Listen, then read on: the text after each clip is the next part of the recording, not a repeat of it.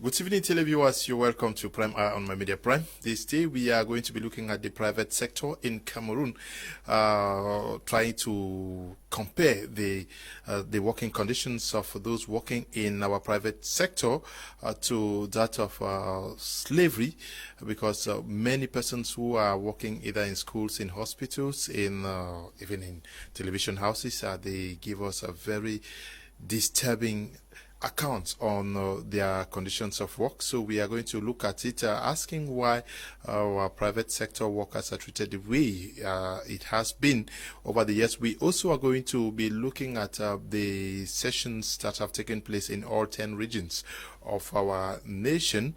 I'm talking about the regional assemblies, regional councils for others. What is going to be the way forward? Are we henceforth going to be feeling the more of the powers that have been asked for from Yaoundé in the regions? So we are discussing this with our panelists. Two of them are already in the studio. Alex Nguepi should be on his way, maybe caught in traffic, but certainly is going to be joining us in the course of this program. But we are already in the company of Professor Mac Anthony. He's a Pan-Africanist. Good evening and welcome. Thank you, Leo, for this opportunity, and good evening to my Media Prime viewers. We want to say this evening is a blessed evening, and I think that the topic chosen today for discussion is a practical topic which actually a lot of you out there are willing to have know why most of our private sectors have become predators rather than helpers, because on a sincere basis they are supposed to be of help to us. They are supposed to be the ones that are actually promoting us. Okay. We also are in the company of Ndiwum Emmanuel. He is a member of the civil society. We're glad to have you with us this evening. Thank you very much, Mr. Leo. It's always a pleasure. Greetings to the people of Mayome Sala, whom for one thing or the other are struggling to watch us via Facebook because electricity failure has been making very good progress in that direction in this country. So my people, just continue watching us. My Media Prime is here to give you another dose of the realities that are going on in our country this evening. Okay. We also are in the company of Ndifor Richard, member of our civil society. Mr. Ndifor is going to be contributing from out there in the United States of America. Good evening and welcome, Mr. Ndifor. Good evening, Leonard. And it's a pleasure being at the program again today. Good evening to the members of the panel out there in the studio, and good evening to our viewers. I think today we are discussing an important issue. We've talked about this before, but I think we want to focus on the possibility of these regional councils being autonomous as being trumpeted by the regime in place. Okay, that is going to be our second topic for tonight, Ndifor Richard. We are starting with the private sector. Many persons who are working in the private sector are giving us a very disturbing account on the way they have been treated. I'll start with you, Ndifor Richard. You have worked in Cameroon. You still work in Cameroon, but you also have family and friends working in the private sector. What is the picture and the impression you have of those of your friends and colleagues working in this sector? Impressive? Yes, Leonard. Yeah, Leonard. There are two ways of looking at it. The first part of it is there is the corporate world. The corporate world, which is a very lucrative area of work, where those who are working in the corporate world, they put in a lot. They do a lot of hard work at that level, and they are also well remunerated. Also, we have another aspect of the private sector, which is the part of the private sector that is not very well regulated. And that part of the private sector, we have, like, example, we have private schools, where we have teachers working in private schools. We also have, like other aspect of the private sector, and you realize that in those other section of the private sector that is not well regulated, The people do not have any form of protection from the state. You can be dismissed at any time at will without any explanation. You could be you are treated as if you do not have a right, as if you're begging the job you're doing, and your boss talk to you without any kind of respect, and the salary pay is very very uncomfortable, one that you cannot be able to even pay rent. You find somebody being paid about 40,000 francs, and then the person has to move, for example, from a place like Bonaberry, and he's working right in town in Douala. So these are some of the challenges that the private sectors are facing. But like I said, if you look at the private sector from the perspective of the corporate world, the people there will tell you that they are very, very comfortable. Yeah, but what proportion of those working in the private sector fall under the corporate category? Jonathan, I can't get you. Yeah, I lost the sound. I can't get you. Yes, what I'm asking about, looking at the proportion of those working in the private sector who fall under the corporate category by reading in Cameroon. Yeah, I lost part of your question. Just take it all over. I got you halfway. Okay, I'm asking that what is the proportion of Cameroonians who are working in the private sector fall under the corporate category? Well, no, I don't have real statistics of that, but just by observation, I could say that less than 5% of Cameroonians who are working in the private sector fall under the corporate in the corporate world. It's a privileged sector that not everybody is fortunate to be able to find him or herself working in that sector.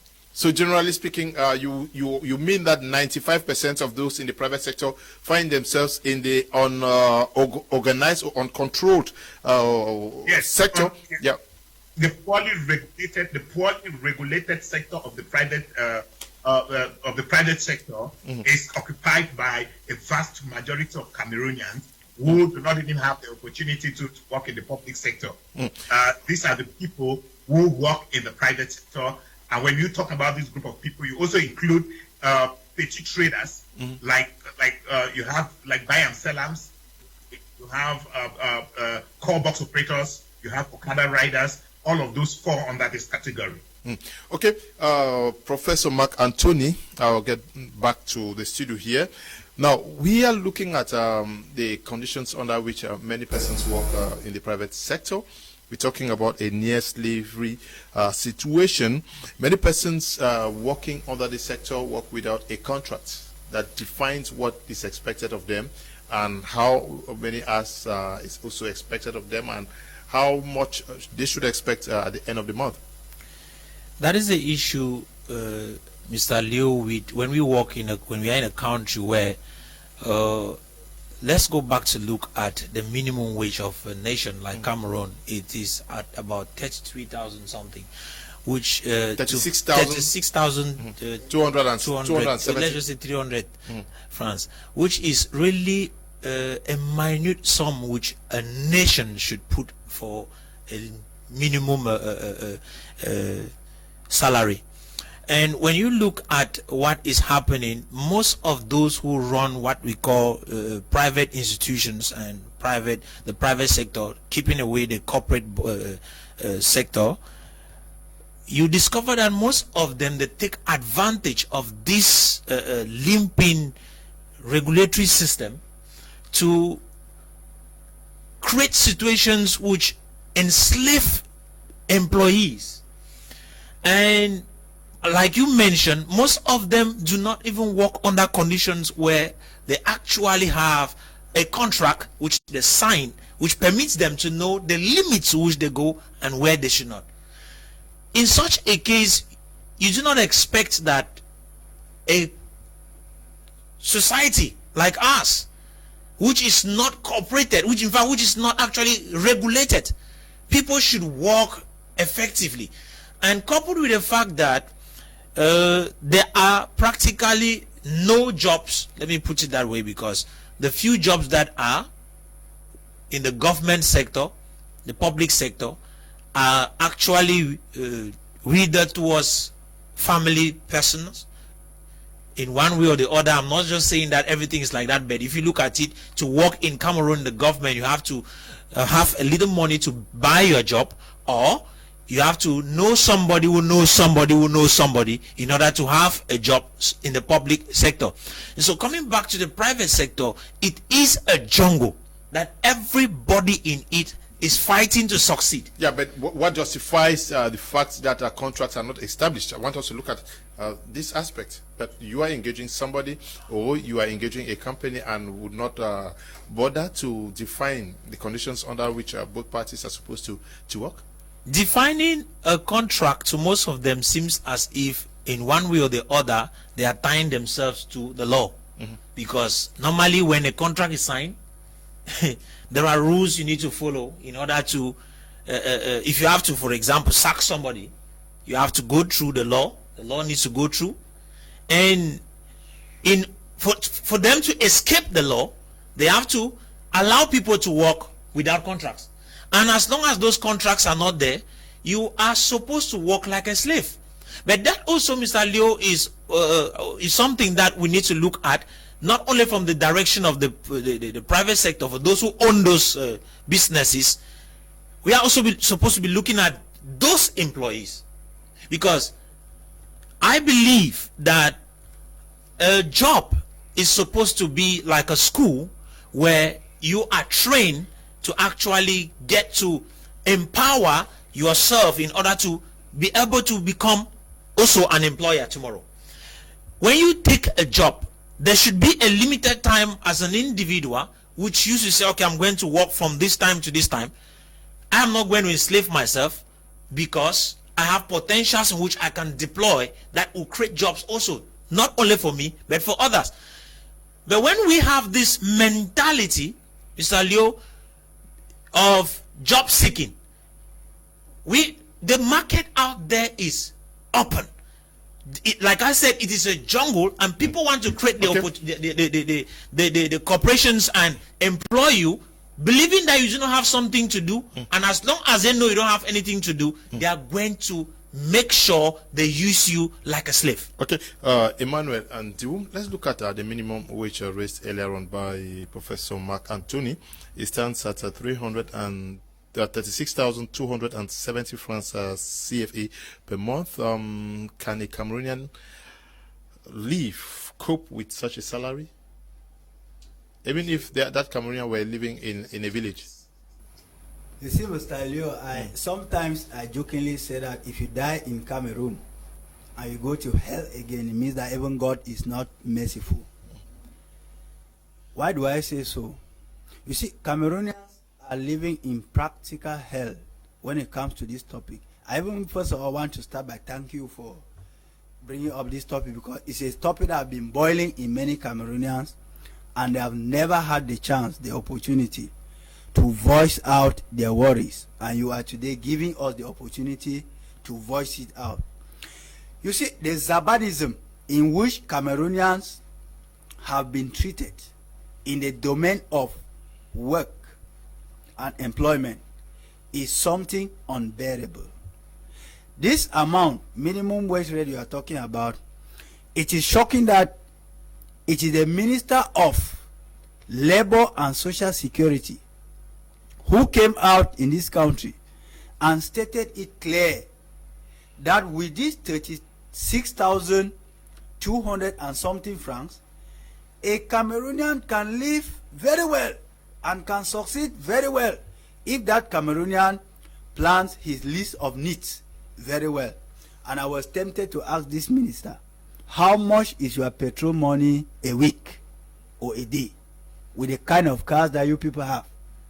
Now, looking at the situation of Cameroon, Mr. Leo, without mixing words, 36,000 francs cannot make a Cameroonian to survive, even in the suburbs. Because even in the suburbs, the Cameroonian will need to move once in a while to the markets that have been centralized only in the towns. And by moving from the village to the town, it incurs high cost of transportation.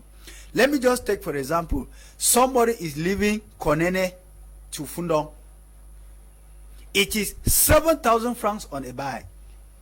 Assuming that the person is teaching as a PTA teacher in GSS Konene, where I have taught before, and is leaving from GSS Konene to Fundong, you have to pay 7,000 francs out of 25,000 francs. How much will be left? When you arrive Fundong, as dirty as you are, because the route is terrible, is something not to even talk about. You have to clean up. If you are from Bafut, teaching in GSS Konene, you have to continue from Fundong to Bafut, calculate the transport from Fundong to Bafut, and then you discover that before you arrive Bafut, you have to borrow transport back to GSS Konene, where you are teaching as a PTA teacher. That's one. Two, you know that there are many crises in Cameroon that have caused a terrible increase on the food items in this country. Take the practical example of Douala, where we are living. There are areas in Douala where you cannot have a house for 45,000, even lowest. And then if you are paid 36,000 francs as a salary, how do you foot the electric bills, the feeding of the home, and then the carrying around of yourself around town? And you see, Mr. Leo, this topic is so sensitive and it is almost making me emotional, because all this points to the fact that the government of Cameroon, not like elsewhere, has been so dormant. It is with the complicity of the ministers in place that the proprietors, I call them soul, because their businesses are conceived, planted, managed by them exclusively without the hand of the state. The hand of the state only comes in to give authorization, because at that time the envelope will be heavy for he who has to receive. After all this is done, the proprietor decides who to employ, whether you are qualified or not. And since the Cameroonian people are found in a tight corner because of extreme poverty, they are bound to accept these minimal, these catechist salaries. And at the end of the day, what happens? Because of this kind of salary, it gives birth to a lot of ills in the country. You will discover that somebody is doing teaching in a private school for 45,000, a girl for that matter. Please take no offense, because this 45,000 cannot carry her throughout. She's bound to go out on the street. If we are in Douala, let's talk the practicalities of Douala, to do some dirty games again, to have something to feed and to carry herself around. You see banditry everywhere, all because the salaries that are paid are so minimal. And again, the proprietors have become demigods, Mr. Leo. Go to private clinics. Before I give you back the microphone, I want to recount an incident that took place somewhere here in Douala, without naming you the clinic. Somebody went to the clinic. The nurse that received him made a fake paper, a fake test paper that he has been tested, diagnosed for this. While the guy was there for a long time, waiting that they should come and either take his spittle or the stool to go to the lab, the results came out without him being tested. When the guy wanted to argue, they took him into a certain corner.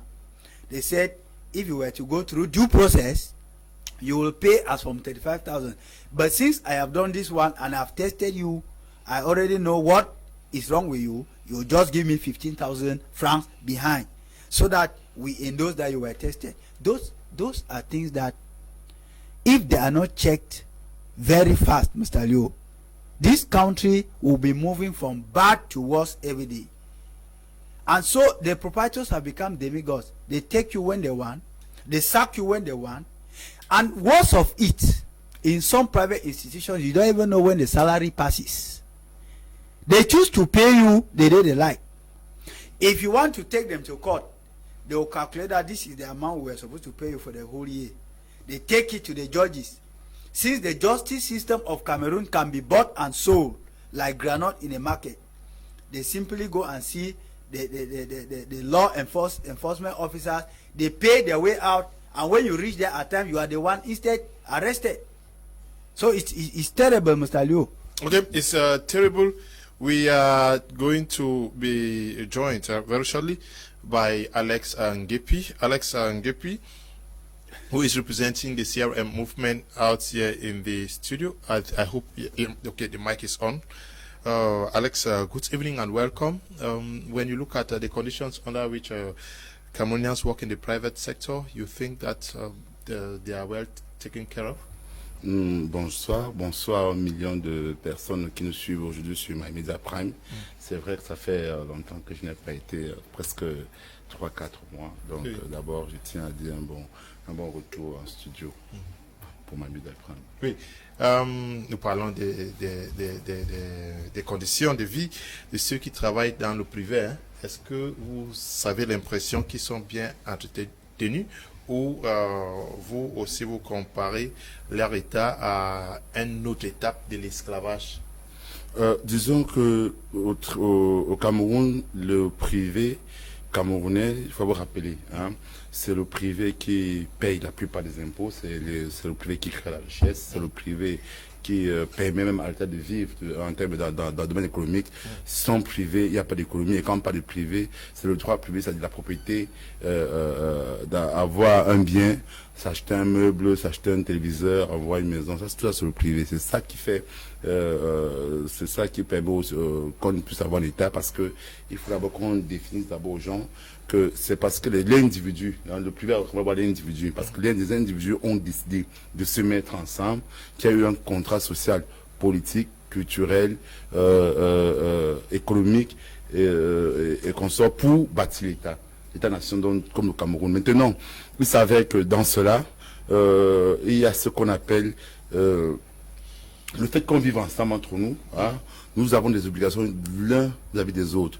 Mais celui donc qui est le régulateur de ces obligations, c'est l'État. C'est-à-dire c'est le gouvernement. C'est ceux qui ont en charge de l'État. En fait, c'est le gouvernement. C'est ceux qui ont en charge la gestion de la chose étatique qui doivent réguler, hein, et le fonctionnement de l'État et le privé. Donc, dans ce rôle de régulateur, il s'avère donc puisque si Alex Nguepi crée une entreprise et que les gens qui vont acheter, ou bien s'il crée un produit, s'il met un produit sur le marché, on estime que ceux qui vont consommer ce produit-là sont des personnes qui n'appartiennent pas à Alex Nguepi, mais qui appartiennent à l'État. Donc, pour cela, Alex Nguepi va donc vendre son produit, il va prendre des devises, mais en retour, il doit payer des taxes à l'État, parce que les gens vivent dans un État. C'est un. Donc, c'est là où les individus payent dans les impôts, parce que ceux qui consomment ne l'appartiennent pas. Et comme ils vivent dans une société, il faudrait donc qu'ils paient l'impôt à l'État. Maintenant, grâce à ces impôts, l'État doit maintenant régulariser, c'est-à-dire il va créer les écoles, il va créer les hôpitaux, les routes, toutes les infrastructures nécessaires qui permettent donc à une nation de pouvoir mieux se porter. C'est ce qu'on dit. Maintenant, il y a ce qu'on appelle le régulateur. C'est quoi? C'est encore l'État qui régularise. C'est-à-dire que si Alex Nguepi crée dans une entreprise, il ne faudrait pas qu'Alex Nguepi devienne hyper riche et ceux qui travaillent pour lui restent pauvres. D'où le contrat social du travail. C'est-à-dire, quand on dit je travaille, j'ai droit à un salaire. Vous travaillez pour moi, vous avez droit à un salaire. Je travaille pour vous, j'ai droit à un salaire. C'est-à-dire, ça fonctionne. Maintenant, qui régularise? C'est encore l'État. Et c'est là où on se va dans le code du travail de 1990, qui n'a jamais été révisé, où l'État du Cameroun demande aux individus de négocier leur contrat avec les entreprises. Donc, on a livré donc le travailleur à la vindicte du chef d'entreprise. Et c'est ça, c'est une incongruité, parce que ça faisait, on dit que au Cameroun, puisque le SMIC est à 36 250 francs, aucun Camerounais n'est à mesure de vivre avec cette somme-là. Nous allons voir des patrons qui payent à 50 000, ils vous disent qu'ils n'ont plus de limite. Ceux qui payent, les gens qui ont master, à 100 000, 120 000, et vous insultez un peu de votre argent. Et si vous ne venez pas, et si vous réclamez votre argent, ils préfèrent aller dépenser 200 000 francs auprès de l'inspection du travail que de vous payer votre dû. Et ça, c'est encore une faiblesse de l'État, parce que l'État a le rôle social. L'État devrait régulariser. L'État devrait mettre des mécanismes juridiques qui permettent que si vous gagnez de l'argent dans une entreprise, vous devenez riche, mais en retour, vous ne devez pas aussi surexploiter les gens. Donc, vous devez aussi les permettre aussi de s'en sortir. C'est-à-dire, un travailleur devrait avoir un logement digne, devrait pouvoir envoyer ses enfants à l'école, devoir avoir accès à la santé et qu'on se donne dans l'État donc qui oblige, qui donne des lois, des lois qui obligent donc les chefs d'entreprise à pouvoir veiller cela. Mais au Cameroun, l'État a abandonné. L'État a laissé les travailleurs à la vindicte populaire des chefs d'entreprise. Et comme la corruption faisant ce qu'elle est, on a donc des patrons véreux qui deviennent extrêmement riches, mais qui ne permettent pas à leurs emplois de devenir riches. Et bien pire, même dans cette entreprise, quand l'employé va m'acheter un véhicule, s'il est gestionnaire de fonds, on l'arrête en disant non, c'est mon que vous avez volé. Alors que lorsqu'il travaille, il devrait être à mesure d'avoir un logement, de bien se vestir, de voyager, d'aller en vacances, d'inscrire ses enfants dans les grandes universités et de leur offrir de bonnes formations. Non, c'est un projet que nous, au MRC, nous sommes en train de travailler dessus. Donc, il faudrait d'abord qu'on refasse le contrat social entre les travailleurs et entre les employés et l'employeur. Pour ça, donc, il faut donc revoir le code du travail qui est vieux depuis 1990 ou 1992. Okay. C'est été revu au Cameroun. Donc, pour l'instant, travailler au Cameroun, c'est carrément de l'esclavagiste en fait. C'est être un travailleur au Cameroun, c'est être esclave de son patron. Voilà la réalité au Cameroun. Good evening to the House. If a minister can say 36,000 francs is enough for an average person, then Jesus really needs to come fast just because of Cameroon. Pilou is writing from Kumba. Good evening to you, Pilou. Hi, Mr. Leonard. I'm John, watching from Belgium. I have noticed that almost 95% of your panelists are originated from the Northwest. Why? Please, I am open to everybody. I call everybody, and just to tell you that I call Agboren Solomon today to be part of the program. They will not be there. You can't also tie people now to force them to be here. So, those who are available, I receive them. If you want to participate anytime, you who is writing, just let me know. There is no favoritism here. Yes, Cameroonians will always ask questions.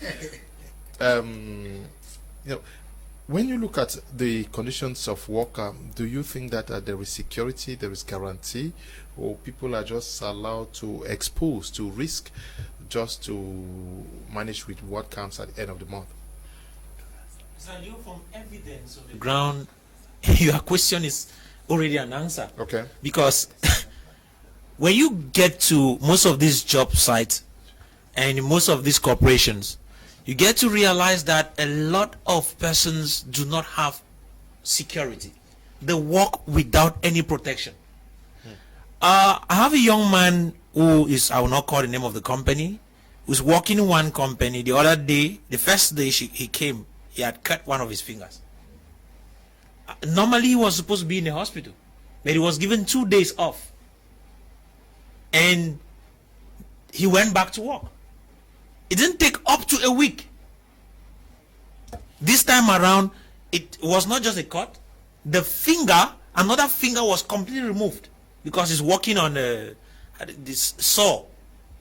And so, when you look at things like that, you ask, who is regulating this particular sector? Who is behind it? And like Nguepi actually picked up a point there. The government, who is the regulator, who is supposed to be the regulator, has actually given off Cameroonians into the hands of business owners.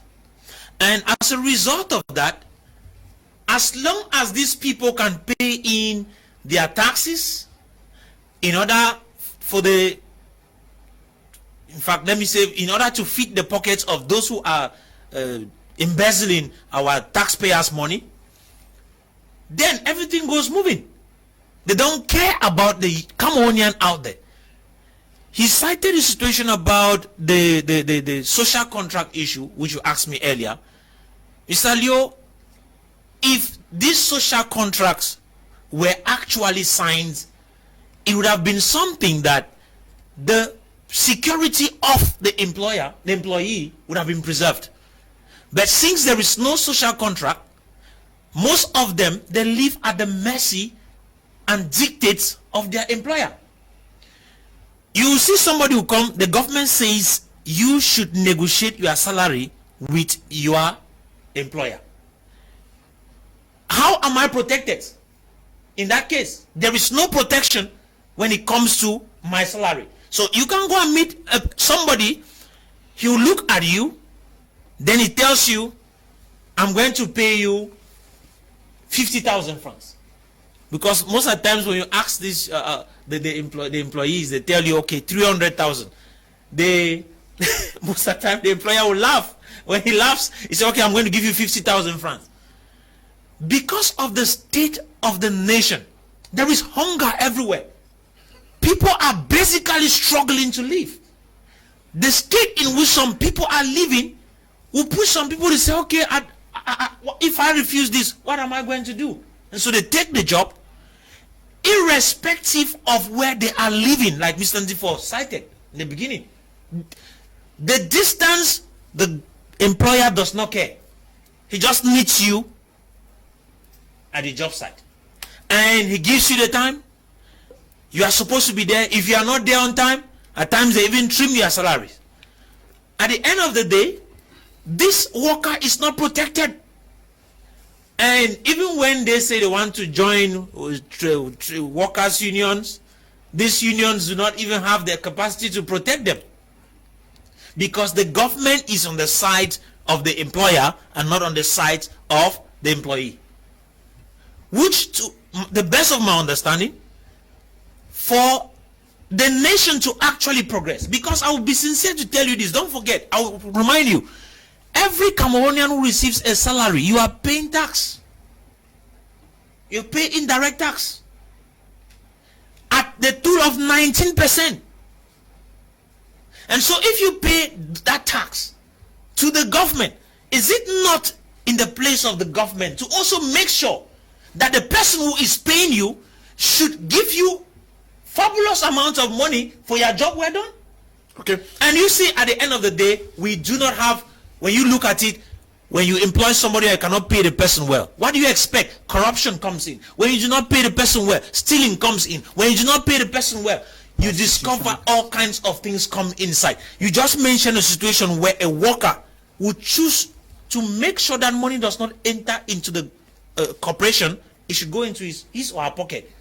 And at the end of the day, some of them are caught and locked up. Okay. Why? Because the employer has put them in such a situation. Good evening, sir. I'm following up your program. It concerns me a lot. Thank you. You just did not give us your name and where you're writing from. Greetings, Mr. Liu and the panelists. Please, I'm happy for the efforts and the discussions topic. I'm in a school where when you are taken in a school, the board of directors call you stagiaire on a salary base of 40,000 francs from September to June, and some people spend up to 2-3 years before you are integrated with a salary of less than 67,000 in a school, where school fees is 200,000 francs and with an average of 25 pupils per class. The Cameroon government is responsible to this modern slavery. Teachers are teaching, cleaning the classroom with no incentive. Please, what can be the way forward? Your trade union should fight for you. Good evening, Mr. Kum. I like your topic of your program. I'm Kingsley Ndiwa, watching from Libreville, Gabon. It's a modern slavery. For example, like CDC, the wages of tappers and harvesters, they pay them in hours of work instead of kilo, like other countries in Central Africa. For example, like Gabon, pays the tappers and harvesters on kilos. But in Cameroon, they pay our fathers in hours work put in per day. Our people in Cameroon in CDC are working modern slavery.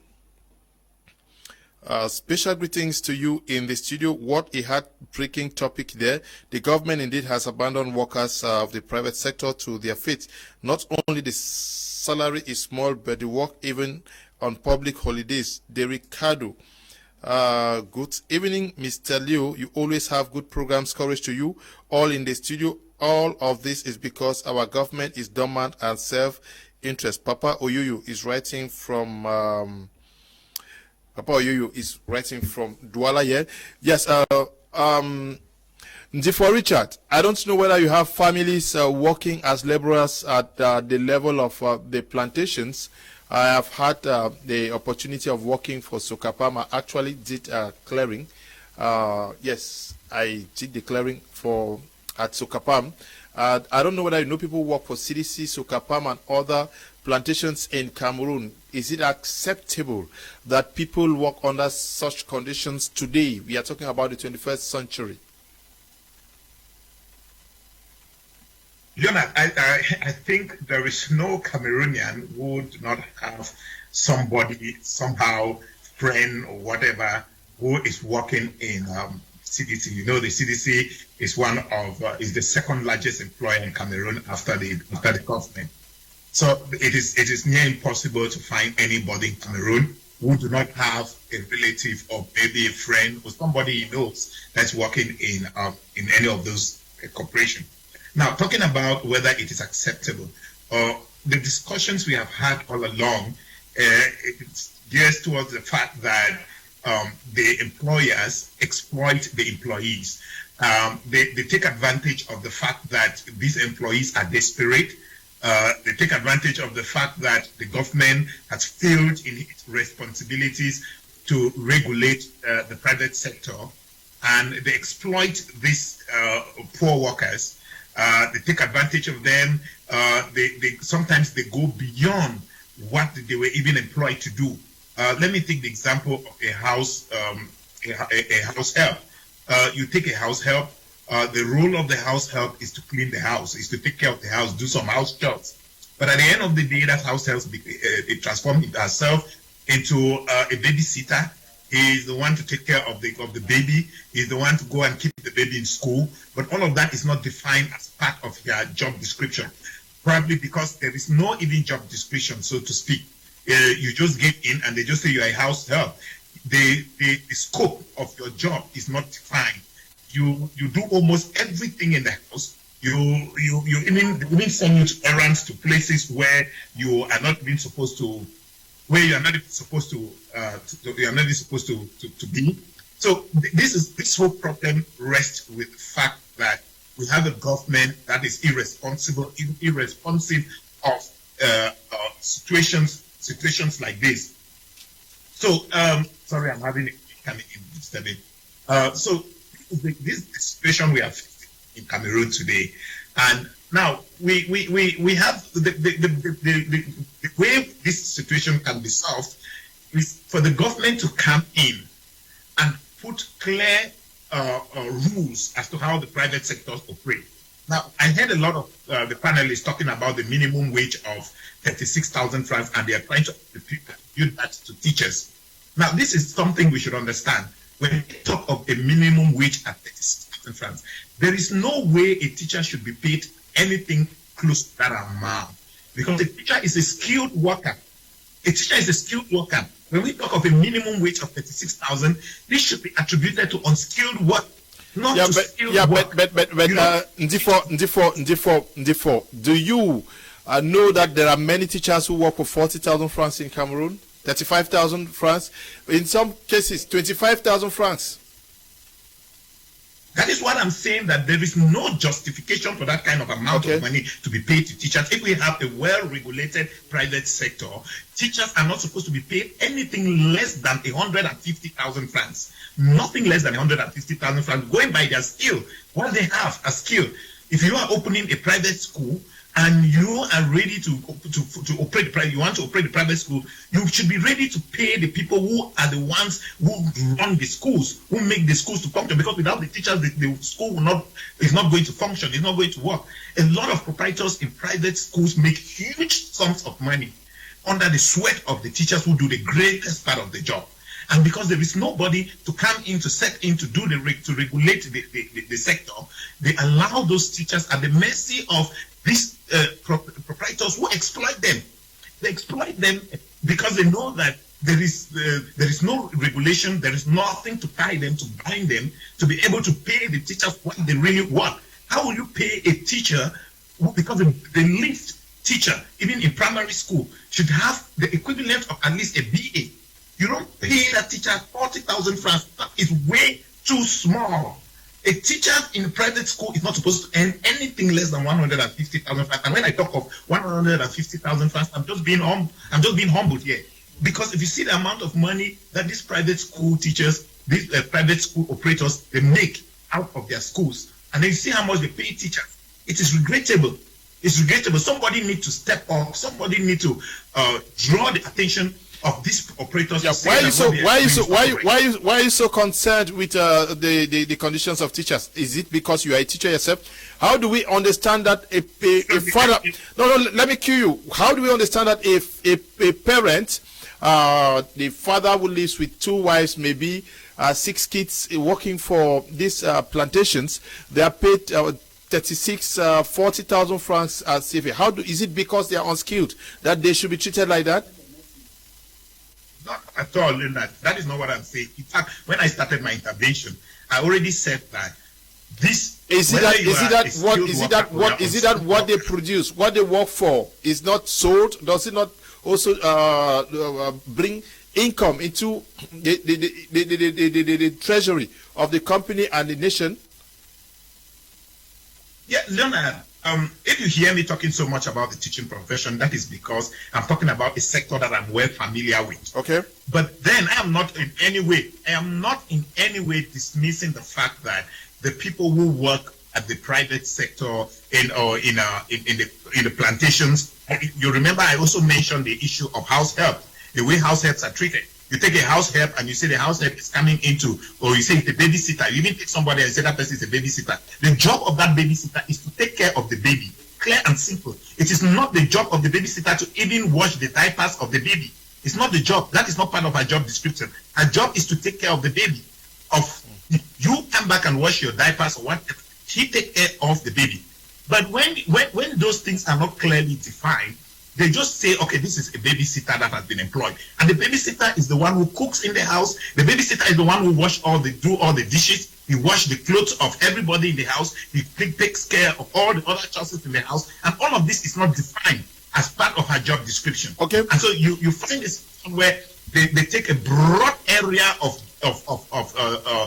work that is not even defined, and then they are paid very minimal amount of money. So let me just end by saying that whether it is skilled or unskilled work, there is need for total regulation in the private sector, so that people do what they are expected to do and they earn what they are supposed to earn. Good evening, Mr. Kum. I'm Mike Kingsley Ndiwa from Libreville. Back again here in Gabon. A salary of tappers and harvesters is 250,000 francs, but in Cameroon, tappers and harvesters earn only 35,000 francs. Okay, yes, we asked the question why. This one says no, this message is unrelated to what we are discussing. Hello, Mr. Liu, I wish to say more grace to your able. Your programs have been so educative, but I just wish to ask for one favor. If you can send me your background, I will be very grateful. It will help me for my projects. I'm about to come up with thanks for understanding. Barrister Achu Peter, writing from Pamenda. Can you just call me Barrister after this? I don't understand what you mean by background. Good evening, Mr. Liu. We have this problem here in Dubai. Some private treat workers anyhow, but the government favors the employee. The cause is lack of employment. Cameroon government needs to step up employment rates. Collins, watching from Dubai. Good evening to you, Collins. I was issued a technical leave letter, and after waiting, the company has restarted, but the employer has recruited a new accountant without properly terminating my contracts. I mean that I have never been paid my salary arrears, nor issued my job certificate, so I am contemplating taking this matter to labor. Advice. Echu is writing from Limbe. Yes, Echu. Mr. Liu, we work in Cameroon only to pay our transport to work. Our take-home package cannot take us home. Salaries in Cameroon remain a dwarf while demands keep on growing. JN writing from Bamenda. Good evening, Mr. Liu. The private sector is really modern slavery, especially the education sector. Israel is writing from Yaoundé. Yes, but how do you understand if people say the education sector is slavery? Is it that it's not lucrative? You are a teacher. What can account for the fact that someone opens a school and the teachers are paid such deplorable amounts like 25, 30, 40,000? Mr. Liu, Cameroonians are in dire need of jobs. Okay. And because they are in dire need of jobs, I want to tell you that the desperation in Cameroonians has pushed them to eat even physics. Because I want to tell you, these proprietors don't lack the money. Because when you see the kind of cars that these proprietors' children are riding in, whereas they are still students, it tells you that it is pure wickedness. And why is this wickedness sustainable? This wickedness is sustainable because they prefer to partner with the state and then punish the Cameroonian citizens the more. They know that you cannot take them to labor. If you go to Bonanjo, they will prolong your case for at least 10 times. Your employer will never be there. He will make a phone call and a mobile money message, and that is all about the case. The case is closed. Now, something I want to talk about is, Mr. Leo, the situation, the disdainful treatment that is given to Cameroonian citizens by some of these proprietors. Take, for example, you are a medical personnel. Let me shift away from my own line of profession. You are supposed to be called onto duty even at midnight should an emergency crop up. And you go and work. This is out of the regular working hours that you are supposed to take a day. But at the end of it, there is no incentive. There is no motivation given to you, which is risk that you take to go out at night. You can be attacked. Sometimes these private sector workers do not even have public holiday. On a public holiday, maybe the proprietor had a problem with his wife at home and he's not very happy that day. He can just get up at 5 o'clock, pick up his phone and say, look, you have to be at the workplace today. I have work for you. You go there at times, you even wait for 5 hours. He's not there. After he just call you back on phone, that go home and come back at 2 o'clock. And there is no compensation for that. Worst of all, they have made it in such a way that for the private sector workers to come together, form a trade union is the most difficult thing. Because each time they want to come, these proprietors, they also have their proprietors union. They pick the ones that are like being the leaders. They pay them some sums of money. And you know very well that bribery and corruption is already in the DNA of Cameroonians. They betray the cause, which makes it practically difficult for the private sector workers to come into an agreement under the umbrella of a trade union. You see, Mr. Leo, when we are saying these things, is because we want Cameroon to change. The government has practically failed in this domain. And we think that it is time that even us, the workers, push the government to the walls so that they can come back in full force and bring on something new. Look at the situation of Ghana. In Ghana, the salary deliberation is not done only by the proprietor or the employer and the employees. There are state agents employed for this task. How the salary is being paid and where it is being paid is monitored by the state apparatus. I think these are examples that Cameroon should copy. They should not only go and copy examples like a NAM to come and form motives in the country in the name of administrators. It is not working. Cameroonians are crying. 95% of the Cameroonian population working in the private sector are slaves. Slaves that are not even well managed. Slaves that have been neglected, that have been abandoned to die. Some of them even end up being thrown out by their landlords because they are unable to pay their renters. What a pity. I think something needs to be done. Okay, something needs to be done. Alex and Nguepi, il y a des gens qui travaillent pendant 5 mois sans salaire, j'en connais. Comment expliquer cela? Et c'est presque partout dans le pays. Oui, c'est dû parce que l'État à l'abandon de la responsabilité de l'État. L'État a abandonné, l'État a laissé les travailleurs à leur propre sort.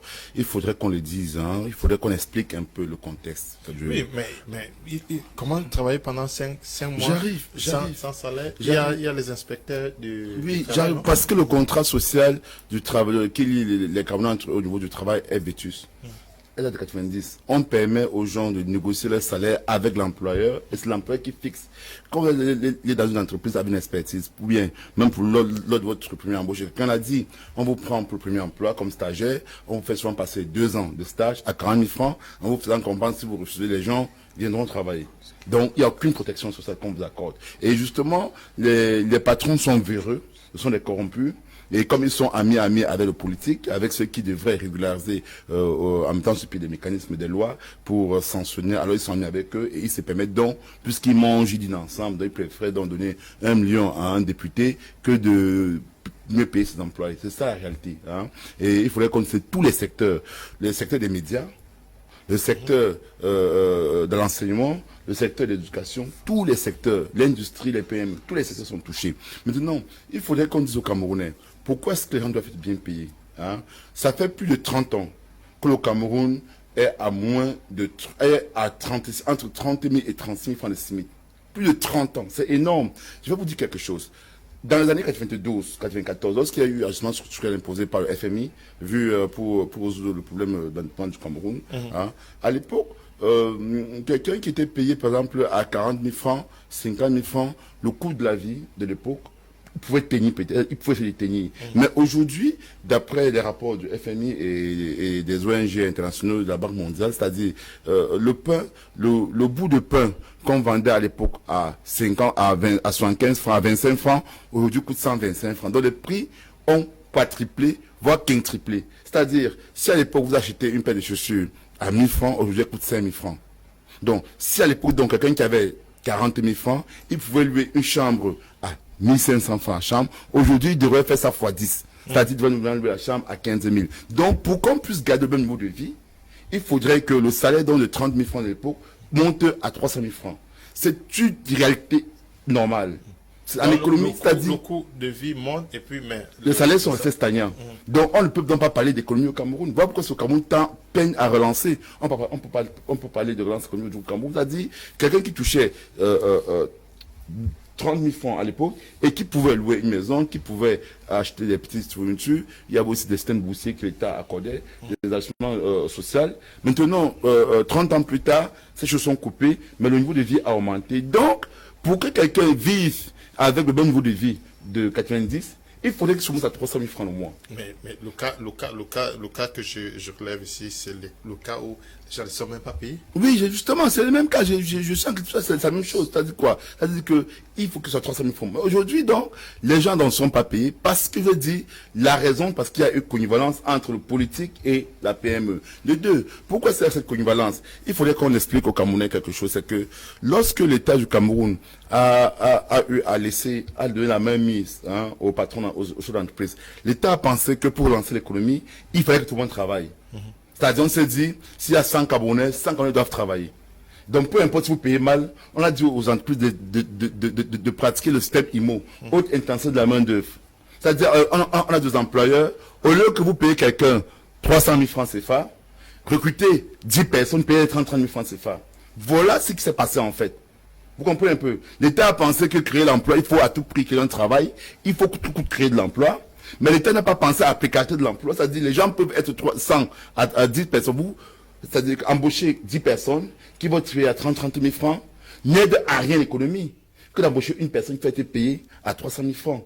Parce que vous comprenez un peu. Donc l'État a pensé donc qu'ayant beaucoup de personnes qui vont être employées, et voilà pourquoi l'État a laissé proliférer les métiers comme le skin, comme le taxi, comme le taxi, la vente à la sauvette, parce que l'État s'est dit, à partir du moment où ils sont en train d'exercer une activité, ils vont passer par l'économie. Mais seulement l'État a oublié que ces gens-là n'ont pas pouvoir d'achat. C'est-à-dire, ils ont beau faire avoir tous ces petits métiers, mais ils sont donc incapables d'impacter sur l'économie du Cameroun.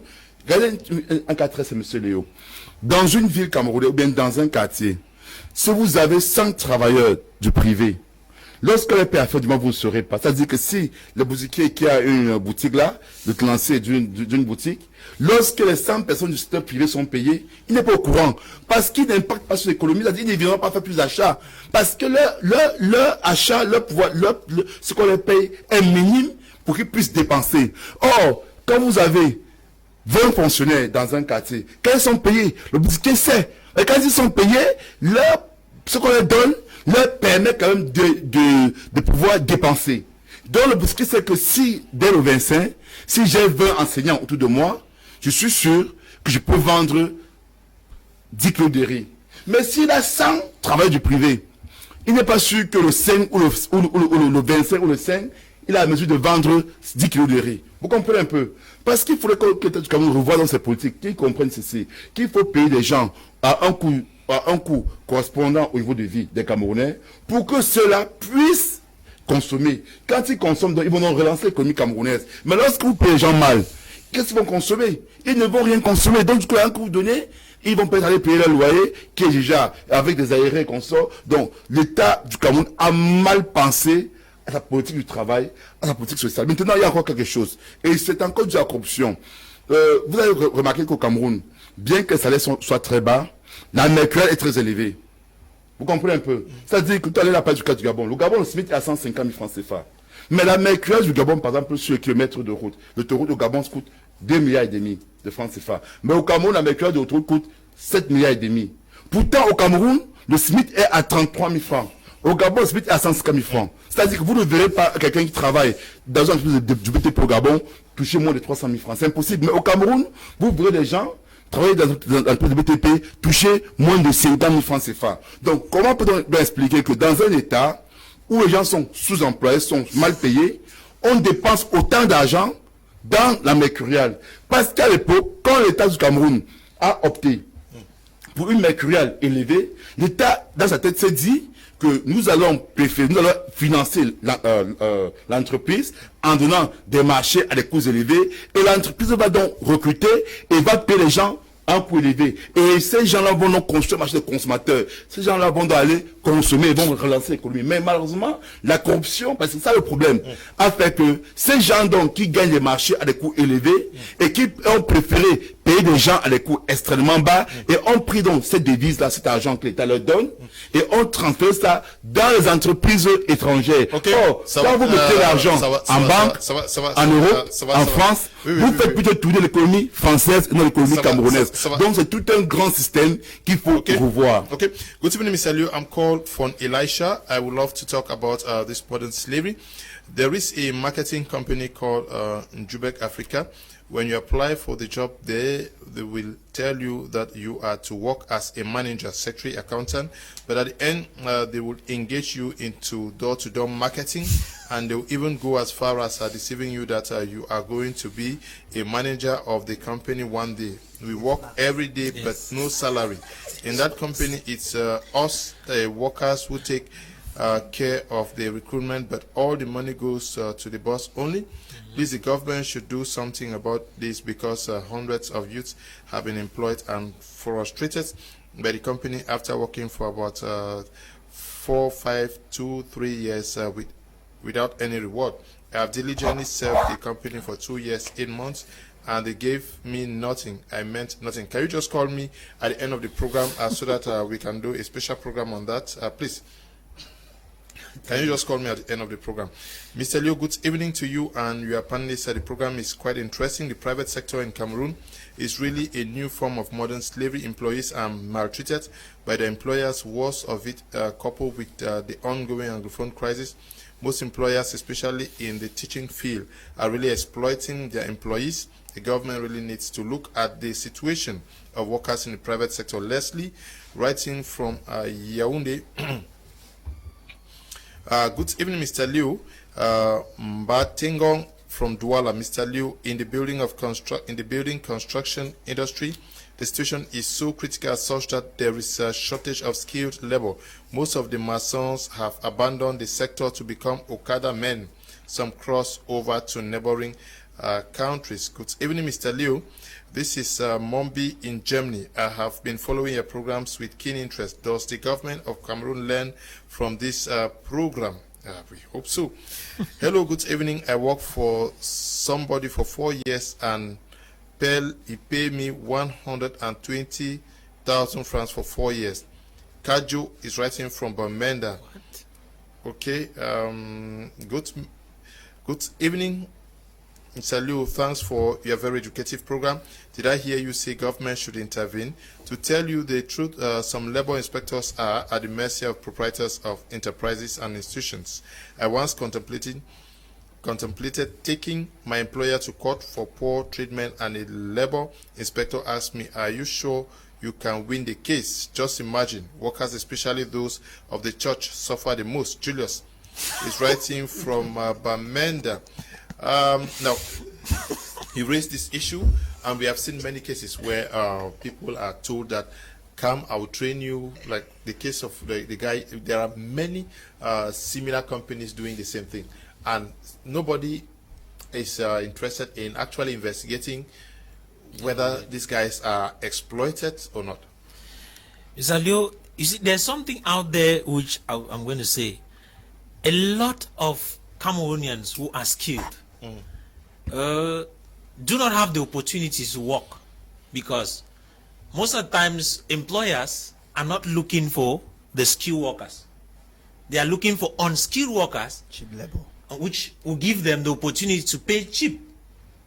And when they come, they tell them, okay, I'm going to train you, then you work in the company.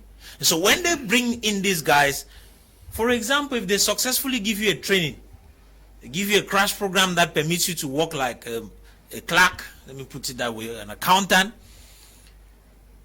the employee at that moment thinks that he owes something to the company and precisely to the employer. So he is ready to pour out all his life and energy, though receiving nothing. Then the skilled worker with all the skill, who is supposed to be doing that particular job that the unskilled worker has been brought into work, when he comes for the job, they look at him, there's nothing he can do. So at times, most of them, they are desperately going to accept anything that comes their way. Because just look at it, there's a lot of hunger out there. I will still repeat that. There's hunger out there. And people are ready at every cost to put food on their table, to make sure that they feed their bills, to make sure that they take care of their kids. And if in case it happens that you arrive in a place like that, and you are told, wow, we are going to train you, give you a nice job, you discover most of them will be happy. They rush into it. DX Max has been in Cameroon for years today. Sorry for using that name, but I remember when I was a kid, I worked there. I was not work there, but I had people who were working there. They'll call you and say, okay, we are going to train you. And after that, you become a manager. Oh, that is just a name. A manager, they tell you, okay, this is how you are going to sell our products. That's going to be a way of training you in marketing. And when you do that, there's a percentage that you're going to be collecting, which at the end of the day, you end up having nothing. And so I think that issues like these are supposed to be brought to book. We are supposed to investigate, not only journalists, but I think this is something that the government is supposed to poke their nose into in order to resolve this problem and sustain Cameroonians. And I will tell you, Mr. Leo, the reason why things like these are happening is because the government, who is the regulator of this sector, has decided to throw the baby with the towel and with the bad water. So in that case, at the end of the day, Cameroonians are the mercy of their employers. And as long as they depend on the employer knows that he's a demigod. So he can talk to you anyhow. He doesn't respect the worker.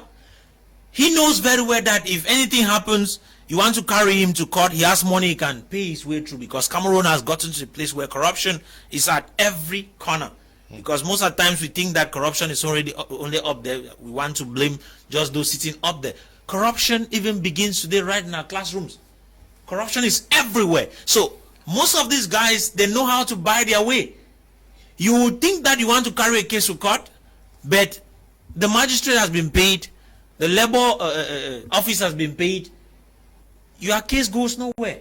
So you end up with nothing. So I think I have a solution I'm going to propose to Cameroonians at the end of the day concerning this issue, because you cannot keep depending on them. Ndifor Richard, I will get back to you. I want us to look at the medical sector. Very, very important, because that is where the health of our health is taken care of. We know the salaries that are paid to some of our nurses. Imagine a nurse is paid 30, 25,000, 40,000 francs, and how can he or she effectively take care of patients, especially when she also has a wife in the house and children? Yeah, you're not.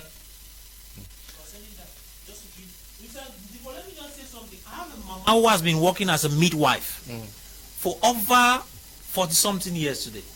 This mama is paid 35,000 francs. I mean, that's money she has been paid for years. And practically she's suffering now, but she's a midwife. Okay. Very, very disturbing there to note that a mama works for over the years and her salary is not increased, even not by 2,000, 3,000, 5,000. Yes, Ndifor. Yes, that only comes back again to the problem that we are facing. Somebody might be wondering, why am I focusing so much on teachers, government? No, the government. That is because the government is the sole regulator, the person who has the organ has the responsibility to regulate the labor market. It is the government that has that. And you have a nurse like Prof was mentioned there, who has worked for several years and they're paying her 36,000. That only goes to show how careless the government is when it comes to private sector workers. Now, we have a situation where the big guys in Yaoundé, because as a matter of fact, I keep asking myself, what is the job of minister of the Ministry of Labor?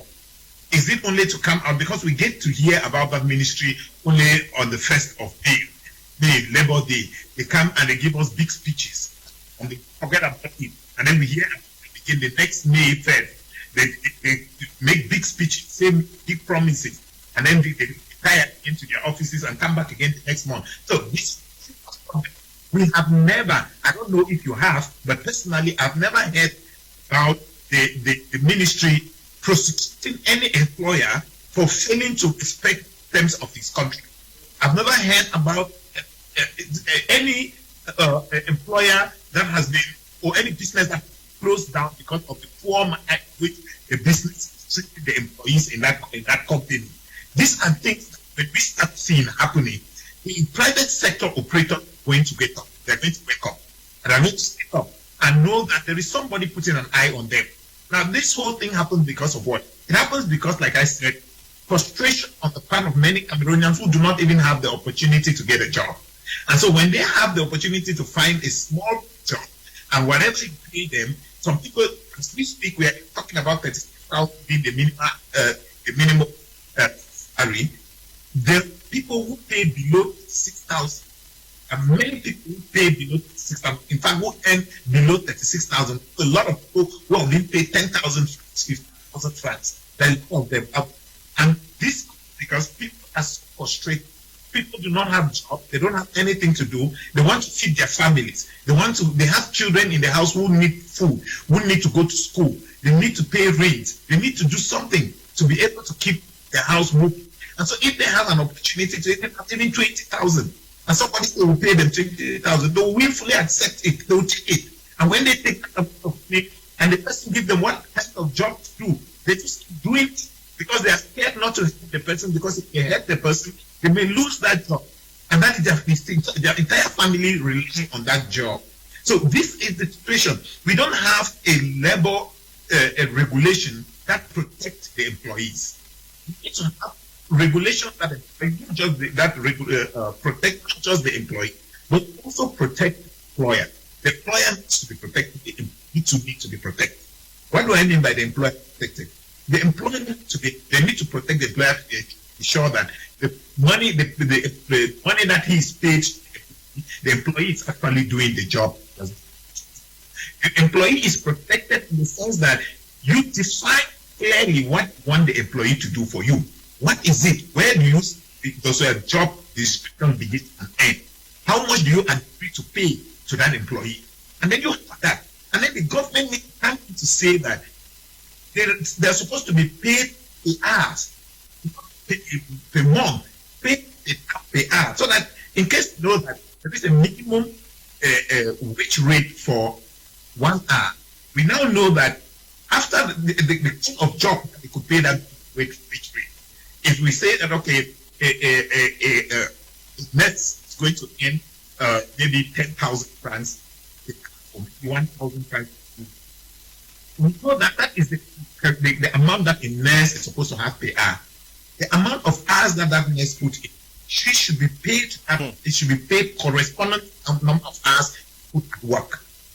And then at this time too, we understand that there are people who do not have skills, who don't have skills like the nurses who have skills in that domain. Now, take for example, we have somebody who works like a call box operator under another person. You don't expect that person to be paid per hour the way the nurse will be paid per hour. But at the same time, if that person who is working under the call box operation has to work overnight and even sleep at work till the next day, then he has to go back with something that corresponds to the amount of work that she is doing. You don't just put a flat rate, 36,000 francs per month. And then if they say, okay, I've taken you to work in a bar as a bartender. That bartender is earning 36,000. And the bartender works from morning to the next day. And then he works 24/7. He works from Monday to Sunday and does not even have time to rest. There is no regulation to say that this person needs to have at least 1 day off to be able to take care of himself, to be able to do certain things for himself. They just put a flat rate and it ends there. Nobody is regulating all of that. And these guys are working themselves. Nobody is there to control it. And then again, the employers have the right to just dismiss them and recruit them. You don't do things like that. You don't allow the employer that so much right to be able to just dismiss and recruit when they like. There needs to be some kind of contract that has to be endorsed by the maybe the labor ministry of labor, maybe the divisional or divisional delegation of labor. They need to endorse that contract. Both of you have your own terms of the contract. If anybody violates the terms of the contract, you could easily execute. You could easily get a lot. And then the worst part of it, like Prof was saying, is the fact that there is total corruption in the system in a way that the employers know that they can use their money to be able to buy their way out if the employees want to sue them. Okay, Ndifor, that is problematic. Yeah, and Ndifor, thank you. Good things, my media. House Cameroon government is not serious on its own citizens by affixing a minimum wage rate which cannot survive a person per month, even if you are living on street food. The government that claims to do so much good for the people is the #1 oppressor. Maxwell is writing from the United Arab Emirates. Good evening to you. Good evening, Mr. Liu and everyone in the station. This topic is very sensitive one, and if one has not been both on an employee and an employer, it will be difficult to judge in this situation. From my experience, employers are not the problem, but poor governance is. Do you know that regional delegates, divisional delegates, DOs and SDOs receive huge sums of money from these proprietors every year? And each time they go out on an official visit in town, they also expect huge sums of from these proprietors. The proprietors may be bad, but they are just fitting to the poor governance in place. Senior Lapena is writing from Melon. Good evening, Mr. Liu. Private sector is really a modern slavery. Can you imagine working for more than 10 years in a company but no employment? They send us home at will and call back at will. No extra benefits, and when control comes, they end at the office. This government is aimed at frustrating the youth. Silas is writing from Douala. Good evening to the panelists in the studio. Proprietors keep labor inspectors away from their enterprises through mobile money.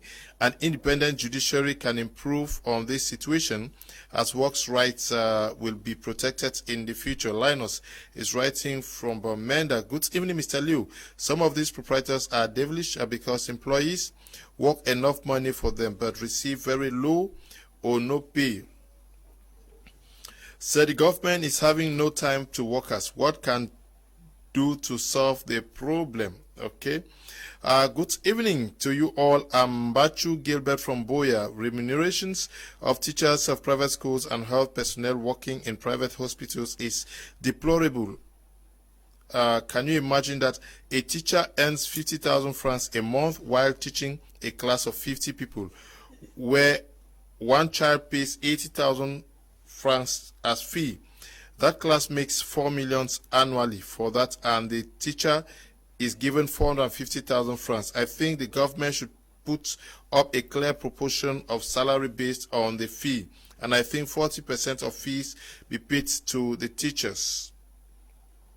Okay. Yes, they're providing solutions. Good evening, Mr. Liu and your panelists. I really do enjoy your program. I have worked with 2 companies in Cameroon that never accepted the workers to sign any contract. Each time you ask for contracts to be signed, you get to hear one story or the other, just because they want to use you the way they want and dismiss you at any time. George is writing from Bamenda. Hello, Mr. Liu. Good evening. I'm very sad to hear the amount paid to a midwife. I am an agriculturalist. I manage my own small enterprise. That pays more than the salary I earn, so I need 2 serious youths to work with. This is Roland writing from Bamenda. So 2 serious youths should get to me so that I can connect them to Mr. Roland. Yes, but one also, we are talking about slavery, modern day slavery in the private sector. Many girls are going through hell, because most of them will have to sleep with either the boss or their directors or their superiors to be able to keep their jobs. Thank you for speaking my mind, Mr. Leo. That is exactly where I was driving at. You know, like I said from the beginning, at the beginning of this program, I have come across situations in Douala where, especially now with the crisis in the northwest and southwest, where girls who have never been to the big town have streamed into Douala. They don't know where to stay. They don't know where to put even just their bags. They don't even know where to just abandon their particulars and go. And because of this, they are open to overzealous men who are there to give and take at the same time. It is regrettable. But Mr. Leo, before I come back to that, our government has been so irresponsible for so long a time that we need to be shouting. Everybody needs a trumpet. Everybody needs a horn to be shouting, to be blowing every day. Can you imagine that at one point in this country, the government came out with a scheme that those who left teachers training were to taught in government schools for some time, being paid an amount of 15,000 francs, so that they can get their recruitment through that channel. I have many friends who thought, and the 15,000 francs was never given, Mr. Leo. I am telling you, in government schools, whereas that budget was there. In some schools, they were given 13,000. In some schools, they were given 12,000. And in those schools, you found people of age 36 to 40, whom, because of frustration, went to these schools hoping to have something better in their later life. Now, you know that in elementary economics, we are told that incentives boost the morale of the worker. And in this private sector, practically nothing is being done as incentives. You are used as a slave. You are chewed as a chewing gum, and then you are chewed away from the day you want to stand and fight for your right. Just imagine that. I take Nigeria this time for another example. You will discover that in Nigeria, people are resigning from the government work to join the private sector. Why? Because they are paid by their skills. not by their certificates, as is the case in Cameroon. Can you really tell me what these ministers in Cameroon are being paid good chunks of money for? Because they are not doing any work. We are not seeing any result. Ministers in Cameroon were supposed to be paid this 30,000, 35,000 francs. They are doing nothing. Yes. They are doing absolutely nothing. Whereas the skilled teachers who have been trained, who have undergone the due process of training, give out the knowledge, and at the end of the day, they are paid 35,000. That is an insult to the intelligence of Cameroonians. And now, they are entitled to little or no risk allowance. Professor Mark said something there a while ago. You can go to your job site, you get your finger chopped off, you are in pain, and you get a notice the next day that it is either you are back to your job site in 2 days or you are replaced. And nothing is being done about it. This is Cameroon. Now, just look, for example, foreign company. We have, I buy the message of one viewer there, that a teacher is teaching a class of 50 people or students. Of 80,000 francs. In this school, I know of schools here in Douala that school fee is 250,000 francs. But they start teachers with 50, 55. And they say progressively. At the time they discover that teacher's salary is getting to 70, 75, they sack him or her. They bring in a new teacher. In this case, those who are skilled, they are carefully almost put aside all the time, because they know what it takes to deliver the services. And they want to take people who are not formally trained for these jobs so that they can be manipulated at any point in time. They look at the case of even company drivers in Cameroon. With all the risks that they go through, if you get the amount that they are being paid, Mr. Leo, you can collapse where you are. But at one point, when they are sick, they are abandoned to themselves. But even though we are talking about a private sector, I'm sure that these days you have gone through social media and you saw how one of our brothers, a military man, died at I think in Boom Subdivision, because he was abandoned to himself. Because even the government claiming that they are there to fight for the nation, saving the nation, could not take him to the hospital despite the pains that he was going through. So it's regrettable. Hello, good evening, Mr. Liu. This topic of today is very interesting. I would like the government to see something about the health sector. I'm saying this because they give opportunity to the state registered nurses and the higher national diploma nurses into the public service, making many nurses of the higher education with skills remain frustrated in the quarters. I'm saying this because since I had my HND in nursing in 2012, the government of Cameroon has launched many concours such as police, penitentiary, administration, health section, the nursing concours in public service. I complied for all the concours, but I was rejected because my diplomas was issued by the Ministry of Higher Education. So I'm wondering if the medical sector in Cameroon concentrates on certain certificates issued by the authorities in Cameroon. Bobga Johnson is writing from Boya. Good evening to you, Johnson. Hello, Mr. Leo. The Cameroon government is not serious at all. The private sector is indirectly enslaving the youth. Can you imagine that some schools have closed already in Douala just because they don't want to pay us? How can you imagine that through your efforts the employer can raise about 50 million, but at the end of the year a teacher can't even raise up to 300,000 francs at the end of the year? It's sad. The government should do something. In fact, there are no checks and balances, and this has given the private sector powers to treat people the way they want. We are suffering, youths are suffering. Nguepi is writing from Douala. Good evening, Mr. Liu. The bad government that we have in Cameroon is pushing everyone to run to the private sector. Just look at government schools, very dirty, no equipment, but in the private schools, very clean and very equipped and have good teachers. Chin Clinton, Ekanyo Berini, writing from Douala. Yes, because they are clean and people go there, they should pay well now.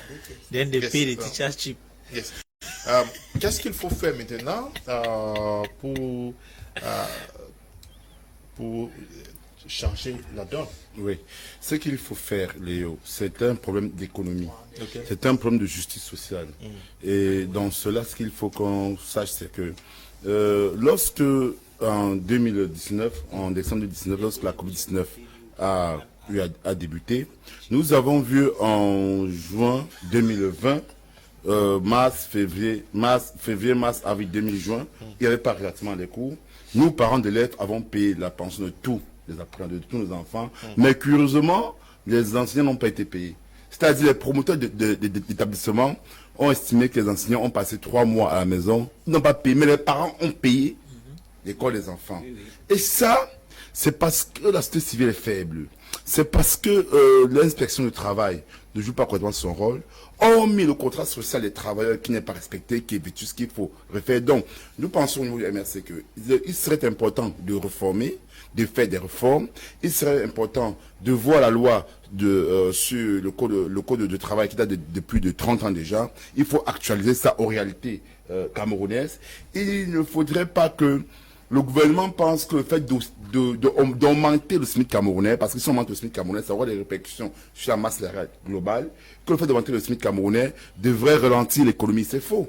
Parce que les entreprises camerounaises ont beaucoup d'argent. Elles ont énormément d'argent. Donc, si on doit combattre la corruption, il faut penser par mieux payer les gens du secteur privé, en plus du secteur public. C'est une chose importante. Parce que Monsieur Léo, prenez un cas très simple dans le cadre du Cameroun. Hein. Au Cameroun, il y a ce qu'on appelle la caisse stable, la caisse de dépôt de consignation qui existe au Cameroun. C'est-à-dire tout l'argent qui part au greffe, il y a une caisse de dépôt qui existe au Cameroun. Et cette caisse-là devrait recevoir à peu près 800 milliards de francs CFA. Cet argent est dilapidé. Vous avez dans les bureaux au niveau de la fonction publique, vous avez 5 personnes de la même catégorie qui touchent tout le monde, chacun touche 150 francs le mois, mais il y a 2 personnes dans le même bureau qui sont inscrites dans les commissions. Et ces personnes-là, parce que une fois par mois, 2 fois par mois, ils vont en commission, alors ces personnes-là se retrouvent avec 400 000 francs de salaire. Tandis que leurs collègues, ils utilisent les heures de travail pour aller en commission. C'est-à-dire, on crée des commissions partout. Alors, donc, ils sont 5 au bureau. 3 personnes ont 150 000, donc 4 personnes. Mais il y a 2 personnes qui ont 450 000 francs CFA. Et c'est ainsi l'administration publique. Donc, nous pensons déjà que si on commence déjà par combattre ces choses-là, hein, ça va créer un surplus à l'État. L'État pourra donc augmenter le salaire des fonctionnaires parce que l'État a peur d'augmenter le SMIC et que ça suffit par fonds public. Donc l'État, sans toutefois créer une nouvelle source de richesse, sans toutefois revoir la masse salariale camerounaise, l'État est à mesure, avec la même masse salariale, de repartir les gens, ces missions qui sont créées inutilement dans le budget du Cameroun, de le réinvestir de tous les fonctionnaires et par là, pouvoir revoir le problème de paye. Au niveau des entreprises privées, il faudrait que l'État commence aussi par reverser les TVA dans les entreprises. Parce que l'État camerounais confisque les TVA et ce sont sur ce prétexte-là que les entreprises privées refusent d'augmenter le salaire des emplois. Parce qu'ils disent que l'État camerounais aujourd'hui doit plus de 800 milliards de francs CFA aux entreprises pour les TVA, parce qu'avec les TVA, les entreprises paient TVA 1 fois, 2 fois, 3 fois. Donc, ce sont une mécanisme qui doit être fait. Maintenant, Monsieur Léo, comme autre solution, il faudrait qu'on dise clairement au Cameroun. Il faudrait qu'on dise clairement au Camerounais, Monsieur Léo. Si l'État camerounais veut avoir une chance de s'en sortir, hein, il est urgent qu'on revoie le salaire des travailleurs camerounais. Pourquoi, Monsieur Léo? Un Camerounais qui est payé par exemple à 150 000 francs, 300 000 francs le mois, ce Camerounais, pas de mécanisme financier, peut prêter de l'argent à la banque, peut par là s'acheter un logement. Quand il s'achète un logement, c'est un marché de consommation. Vous comprenez un peu. Et l'entreprise qui va construire le logement va créer de l'emploi. Donc, il y a tellement de choses.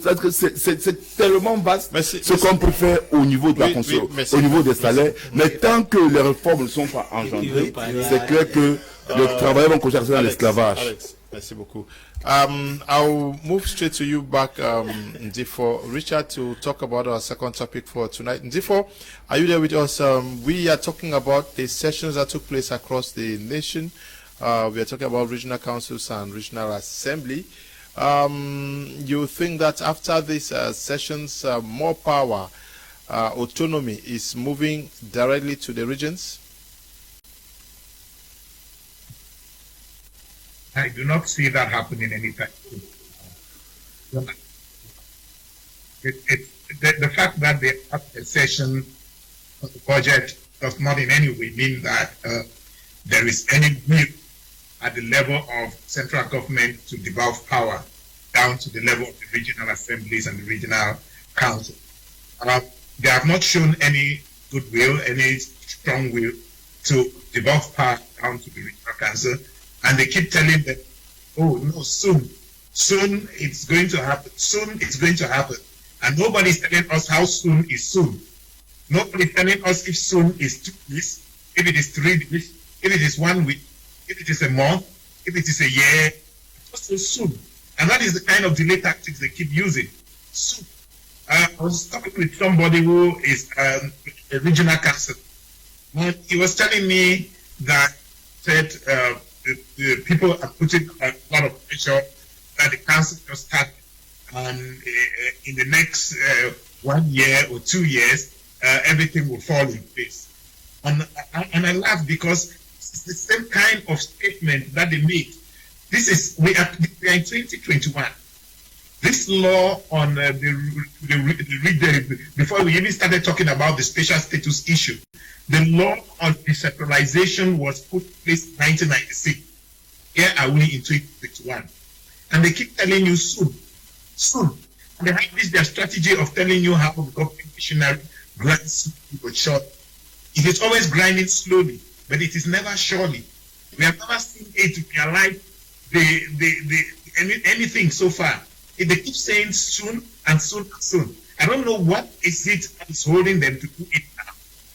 What is it that they will do then that they cannot do now? Why do they keep saying soon? Yeah, but we're supposed to give these powers. They have been elected. We have regional assembly presidents, regional council presidents. Are they not already presidents? Who should give them powers? No, they are president. They need the tools to operate. They need the rules. They need the regulation. On what are they working? What are the guidelines? What are the rules? You just say they are president. What are they supposed to do? The last time we're here on the panel and we're talking about the fact that we have the definition of the rules of these councils. They say they're supposed to run educational activities within the council area, within the region, or so to speak. And we're asking ourselves, they are to do about the rules of the regional delegate of education. Now, the role of delegation of health. Ndifor, you are talking about powers not being given, and before you put up your will to wanting to lead the regional council or regional assembly, you should already have had knowledge on what was expected of you, because the way you talk, it seems as if these persons came without knowing what they had in store for. Is it not embarrassing to now sit and say, I need this and this to be able to do this? What was the manifestos on which they were elected presidents? As a matter of fact, they were elected based on the law on the decentralization, or the law on the special status that was signed in Parliament. Was it not also? And then you know how the law. Was it not also? You know how the laws in Cameroon. Was it not also? Excuse me, Leonard. Yeah, was it not also based on their capacity to deliver? Do you just consider the law and vote anybody to lead the region? Yeah. Their capacity to deliver is a function of the law. They are supposed to their capacity to deliver is supposed to be guided by the law. They do not operate in a vacuum. They do not operate on their own. They are supposed to be functioning within the guidelines of the law. And now when the law is there, and then they say there is this text of application that has to come in, and then nobody is giving this text of application, how do you expect them to operate? How do you expect them to function? It's just like, hey, you know that you're a journalist, and you know that your job is to apply for a job. Your job is to report news, to write news articles, and then you report them, or maybe to be an anchor man. Now you need your manager to tell you that this is the way work is supposed to be done. This is how work is supposed to be not here, and this is you don't come into the company, and because you have been employed as a journalist, and you just start going ahead. No, we understand. Yes, we understand that there is guidelines, there is the law on the special status that has to guide the council, the regional councils on how to work. Okay. It is that law that is going to provide them the tools, provide them the powers that they need to execute. First of all, when it comes to the level of the budget, the budget needs to be disbursed in different areas. Now they are sitting to vote the budget. Well, go ahead. Yeah, you are talking about the law. This law is existing already. That law was voted in at the level of the National Assembly, and I'm sure promulgated. But there is a law that already tells them. Yeah, that. And you ask the question as if you are not living in Cameroon. We know that when in Cameroon, when there is a law, there is what they call the text of application. Okay. Where is the text of application? Okay. Okay. So, Ndifor, Prof, are we saying that these presidents are presiding over these sessions? They are coming up with budgets and already proposing where they are supposed to intervene.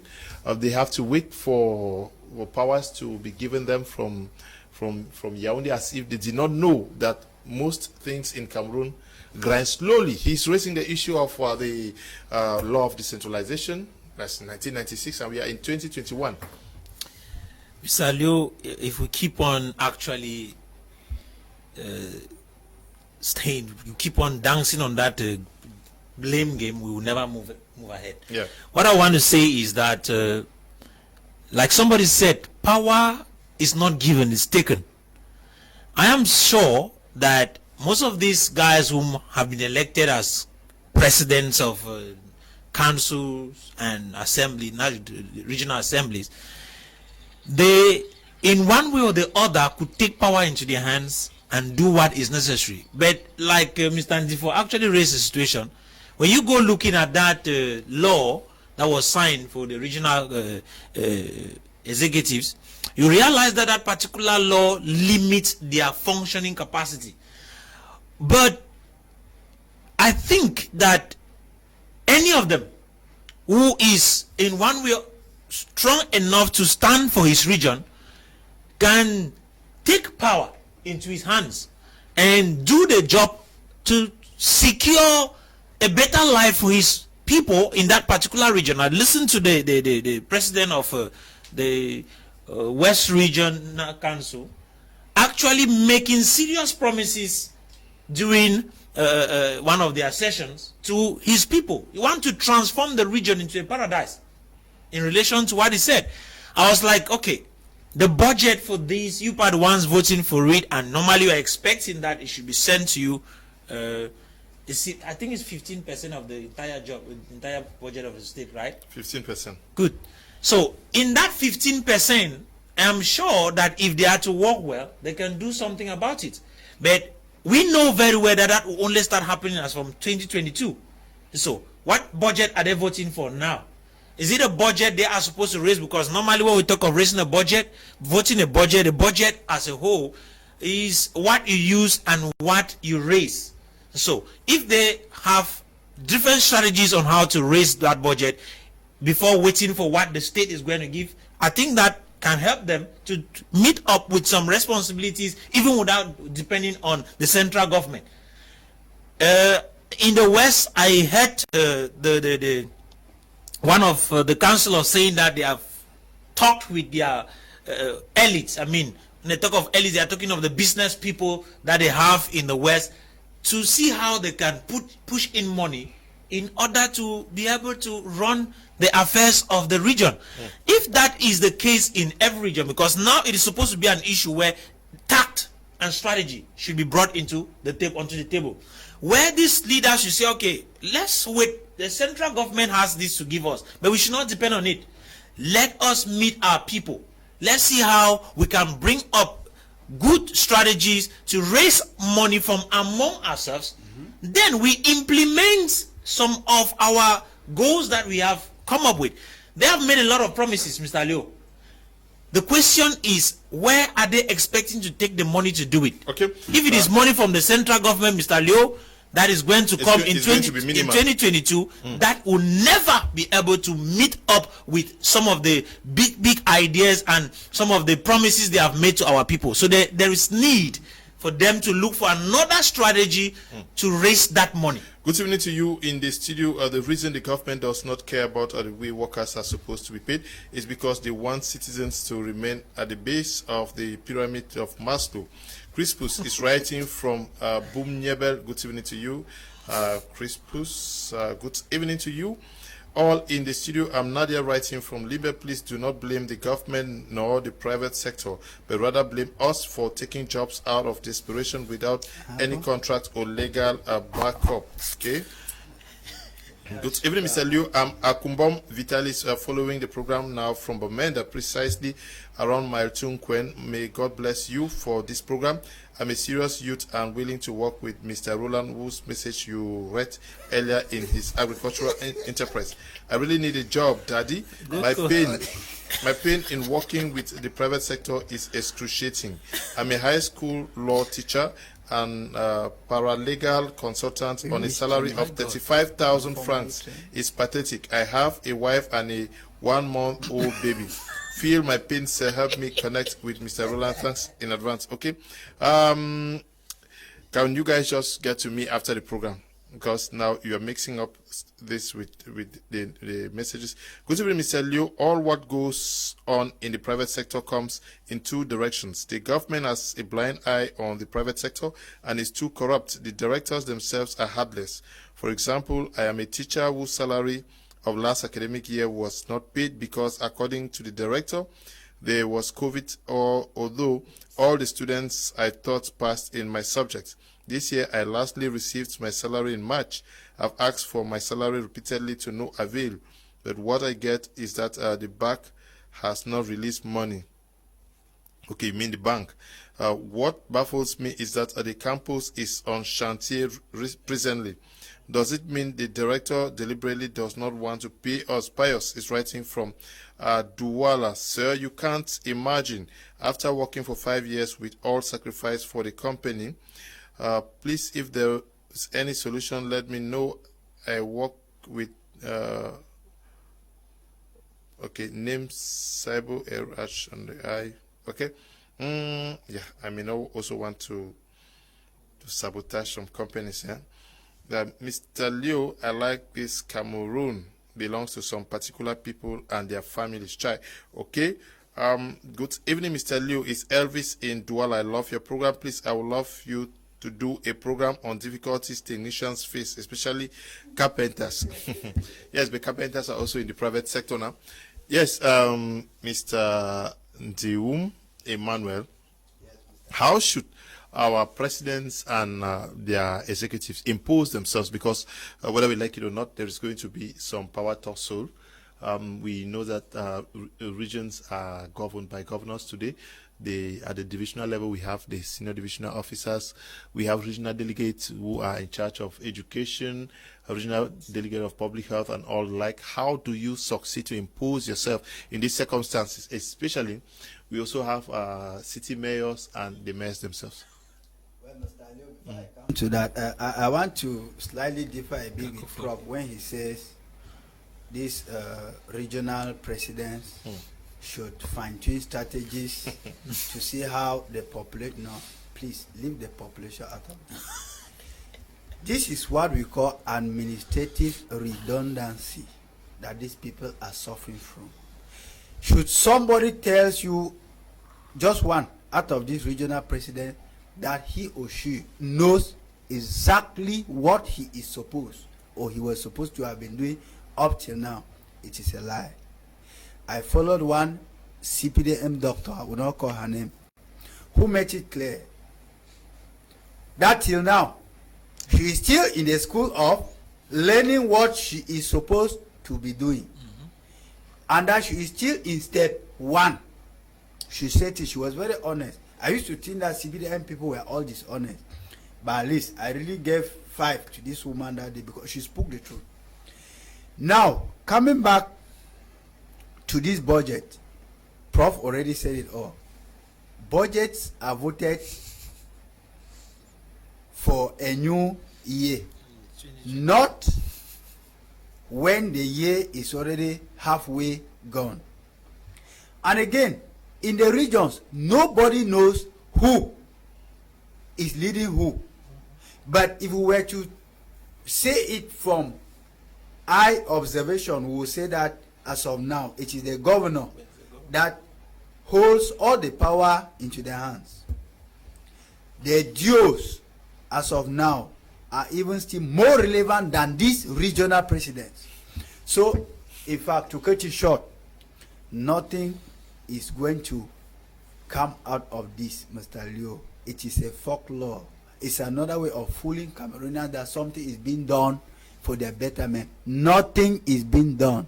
It's just one step into respecting party discipline, because the party have said hold a rally. You saw the one who came out in Southwest, and when he decried that till now, they don't know what. Chifatemi Bako, that's the president of the. And you saw the communique that followed. You saw the communique that followed his outing, calling him to order that, look, Mr. Man, don't run your mouth. You are beginning to say the truth that Cameroonians are not supposed to know this truth. So what am I saying in effect, Mr. Leo? It is window dressing. They are just merely respecting their party discipline that they say, go out there, gather, take some cameras, make some noise. Tell the people that we are planning something. No, Mr. Leo, there's nothing there. There's nothing there. Absolutely. Vous avez suivi les conseils. They are next to zero impact. Ok, vous avez suivi les conseils régionaux qui s'y sont tenus. Il y a eu ici à Douala, non? Oui. Et partout, vous croyez que désormais la population, le bas peuple va ressentir le transfert de pouvoir? Vous savez, ce n'est pas parce que quelques personnes se sont réunies, ont essayé de faire la messe, de se partager un million de francs, parce qu'il faut qu'on se dise, hein, à chaque conseil régional, lorsqu'ils se réunissent selon la loi qui a été votée, c'est 1 million que chaque conseiller reçoit. C'est 1 million qu'ils vont recevoir. Donc, quand ils sont réunis, ils ont partagé le quota, ils ont reçu 1 million. Et il y a le bureau exécutif qui se retrouve avec 3 millions par membre du bureau exécutif. Les autres conseillers ont 1 million, ils ont bu, ils ont mangé, ils ont logé dans les hôtels. Je ne vois pas en quoi cela va impacter la vie des Camerounais. Parce qu'il faut qu'on se le dise, c'est que nous, à MRC, nous sommes pour le fédéralisme. Nous ne sommes pas pour la régionalisation. Ça a échoué, ça depuis 1972. L'État unité décentralisé avec empiètement sur la région a échoué et conduit à échouer. Cet État unité décentralisé a occasionné la guerre du Nozo, où des milliers de compatriotes sont en train de décéder, où nous avons les ADF et d'autres groupes armés qui sont en train de se militariser, qui sont en train d'avoir des armes lourdes déjà, hein, où nous sommes en train d'arriver dans une situation de Somaliland, ou bien que une situation comme ce qui s'est passé au niveau du Soudan, hein. Donc, le Cameroun est vraiment dans un risque de partition. Il faut qu'on se le dise.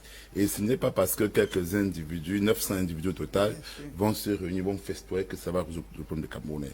Les Camerounais ont besoin aujourd'hui, en urgence, qu'on résolve le problème d'éducation, de santé, qu'on réconcilie les Camerounais entre eux, qu'il y ait une commission d'aide, qui est une commission qui permet de réconciliation nationale, qu'on valorise tous les Camerounais et particulièrement les anglophones parce qu'ils n'ont pas accès à tous les métiers au Cameroun, qu'on revoie le système éducatif camerounais, voir ce qu'étaient ces Camerounais, qu'on les construise des routes, des ponts, des chaussées, des maisons, des logements. Ce n'est pas donc ce conseil régional-là. D'ailleurs même, il faudrait qu'on se le dise, les compétences des conseils régionaux s'emboîtent avec les compétences des mairies. C'est-à-dire qu'on ne sait pas ce que la région fait, on ne sait pas exactement ce que les mairies font, leur budget pose encore des questionnements. La loi des finances 2021 qui a été votée, aujourd'hui ils sont réunis. Donc il y a tellement de choses qui restent à faire. Les compétences transférées ne sont pas véritablement définies. La formation de ces conseils régionaux pose problème. Donc il y a tellement de choses. Nous MRC en tant que fédéralistes, c'est vrai que dans l'élaboration des processus de donner du pouvoir aux populations locales, il faut qu'on rappeler qu'en principe, le Cameroun étant un État unitaire, est concentré au départ avec Amadou Ahidjo. Nous avons eu la déconcentration avec l'instance des sous-préfets Par la suite, nous avons eu la décentralisation avec l'instance des mairies. Aujourd'hui, on nous parle de la régionalisation qui est avec l'instance des régions. Mais l'idéal serait donc qu'on passe donc au fédéralisme, parce que le fédéralisme est la forme la plus aboutie de la région. Donc, si on veut véritablement résoudre le problème des Camerounais, il faudrait que ces conseillers-là deviennent des députés des fédérations, qu'ils élisent le gouverneur des fédérations et que ce gouverneur-là rende compte directement aux populations des fédérations où ils ont été élus, afin que si les programmes sécuritaires, santé, qui devraient être sous l'autre, parce qu'il faudrait qu'on dise que la sécurité devrait être sur la responsabilité des régionaux et des maires. Si cet exercice échoue, alors dans ce cas, ils seront censurés par les populations. Just to say that when we are talking about this budget, these people are seated there, they have no powers over this budget. Whatsoever they decide there, the final decision, the final verdict comes from Yaoundé. And we know that Cameroon is still very much centralized. So that boils back to the fact that whether they talk there for 10 days, 100 days in an embassy whatsoever, the final say has to capture their private money, fill their wallet. I'm sure there are dispositions that also permit them to be able to create wealth, to create wealth in the regions. Please, Ndi Lawrence Ngong, Trade Union President, says from Bomenda, thank you for your open educative program. Advise all workers to sink their differences, avoid of political tendencies. May God bless you and the workers and employers in Cameroon. Amen. And good evening to you, Mr. Lawrence. Good evening, Mr. Liu. Dedi from Boya. I think apart from the government negligence to the employees at the mercies of the employers, our Cameroonian employers are simply greedy and wicked because they make a lot of money. Let every guilty, selfish employer watching this program now repent or go to hell. Thank God Impact Group is coming to make the difference. Okay? Good evening to you.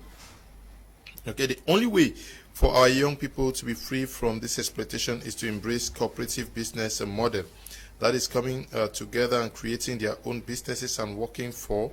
We are training young people and women on cooperative entrepreneurship. Julius Mba is writing from Boya. Julius Mba, if you want to sell your idea, all of you guys writing here that people should join you, call me and I will give you opportunity to sell your ideas on this platform, but you pay something. Good evening, Mr. Liu. Cameroon is suffering from all this because of lack of self-discipline, lack of mortification. The leaders have this gluttony spirit in them. Franklin is writing from Kumba. Mr. Liu, please don't forget to link me with the job offer. Please, can you guys just call me after the program or write to me on WhatsApp after the program? Mr. Liu, good evening. I am Kelvin from Yaoundé. I love your program. Thank you, Kelvin. I hope to meet you tomorrow in Yaoundé, inshallah. Now, we are looking at how to get these guys fully operational. No, let me move over to Ndifor. Mr. Ndifor, power will never be given. Are we going to see this ping pong game like what we observed out there in the southwest region, where the vice president says they need more powers and the president says no, everything is going smoothly? Do we need more of the vice president's spirit in the other regions? That is exactly what we need. We need the different regional councillors to stand up and ask for what is required for them to move on. When I got Prof talking about the fact that power is never given, we do not live in the jungle. We do not live in a jungle where anybody just does his own things the way he wants to do it. Tomorrow they are going to come on you. They are going to come back on you. There is a way in which we operate, and we must operate by the rules.